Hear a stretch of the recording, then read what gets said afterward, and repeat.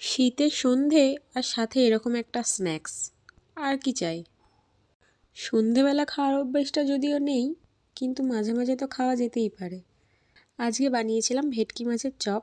তার জন্য প্রথমেই 3 পিস ভেটকি মাছ নিয়ে আমি সেদ্ধ করে নিয়েছি। 10 মিনিট মতো সেদ্ধ করে কাঁটাগুলো ভালোভাবে ছাড়িয়ে নিচ্ছি। এটা অন্য যে কোনো মাছেই করা যেতে পারে। এদিকে আমার মাছ ছাড়ানো হয়ে গেছে। কড়াইতে তেল দিয়ে, তেল গরম হয়ে গেলে দিয়ে দেবো পরিমাণ মতো পেঁয়াজ কুচানো। পেঁয়াজটা একটু বাদামি বর্ণ ধারণ করলে তাতে দিয়ে দেবো 1 চা চামচ আদা রসুন বাটা। আদা রসুন 1 মিনিট মতো ভাজা হলে দেবো হলুদ গুঁড়ো, লঙ্কা গুঁড়ো ও সামান্য জিরে গুঁড়ো। সাথে দিয়েছি বেশ অনেকটা কাঁচা লঙ্কা কুচি। এবার ছাড়িয়ে রাখা মাছগুলো দিয়ে দেবো।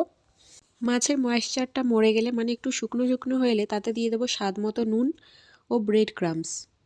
ব্রেড ক্রাম্বসটা আমি আগে থেকে ঘরেই বানিয়েছিলাম। তেমন কিছু না, ব্রেডটাকে মিক্সিতে গুঁড়ো করে লো ফ্লেমে কড়া করে ভেজে নিলেই রেডি ব্রেড ক্রাম্বস। নামানোর আগে একটু ধনেপাতা কুচি দিয়ে নামিয়ে নিয়েছি। এবার পালা কোটিং করার। প্রথমেই বাটিতে একটা ডিম ফেটিয়ে নিয়েছি। এরপর পুরগুলোকে নিজের মন মতো শেপ দিয়ে প্রথমে একবার ব্রেড ক্রাম্বসে কোট করে ডিমে চোবাতে হবে, তারপর আবারও ব্রেড ক্রাম্বসে কোট করে এইভাবেই প্রত্যেকটা আমি বানিয়ে রেখে দিলাম।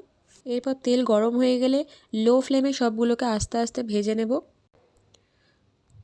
জোর বেশি দিয়ে ভাজলে কিন্তু বাইরেটা লাল হয়ে গেলেও ভেতরটা ঠিকমতো হবে না। আর ব্রেড ক্রাম্বস দেওয়ার কারণে বাইরেটা একটু তাড়াতাড়ি লাল হয়ে যাচ্ছিল। এইভাবেই সবগুলো ভেজে নিয়ে গরম গরম চপ আর 1 কাপ করে চা নিয়ে দুজনের কেটেছিল আজকের সন্ধ্যাটা।